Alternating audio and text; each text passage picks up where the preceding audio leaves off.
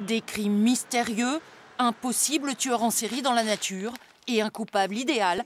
C'est une histoire digne des meilleurs polars, mais pour Michel Courtois, elle a un goût amer. En décembre 2011, la police débarque à son domicile.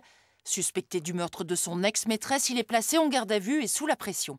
Il passe aux aveux. Le policier disait qu'on a des preuves irréfutables contre toi en sachant que on a retrouvé de la poudre de pistolet sur tes habits, donc c'est irréfutable contre toi, donc c'est toi le meurtrier. Le 27 novembre 2011, Nathalie Davids, 35 ans, est découverte dans le parking de son domicile. Tuée par arme à feu, elle se sentait harcelée par son ex-amant. Michel Courtois a un mobile. Ses vêtements portent des traces de poudre. Il est incarcéré.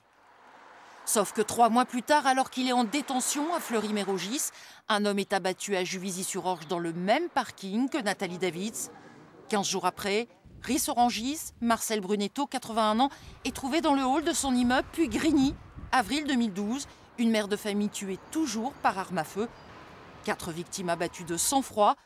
Des exécutions pour maître Franck Nathalie, avocat de la famille Brunetto.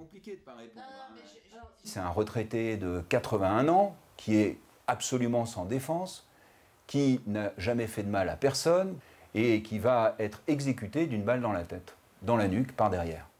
4 meurtres en 5 mois, tous dans l'Essonne. S'agit-il d'un tueur en série? Aucun lien entre les victimes excepté le mode opératoire. Un calibre 7,65 et une moto aperçue lors des homicides.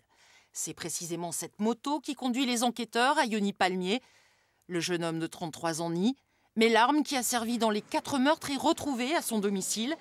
Qui est cet homme jugé pour un quadruple assassinat? Cette question sera au cœur du procès. Il appréhende le procès, je dirais, dans sa globalité, de façon générale. Je pense que c'est vraiment un état anxieux général. Et je sais que ça compte beaucoup pour lui que l'on comprenne réellement qui il est.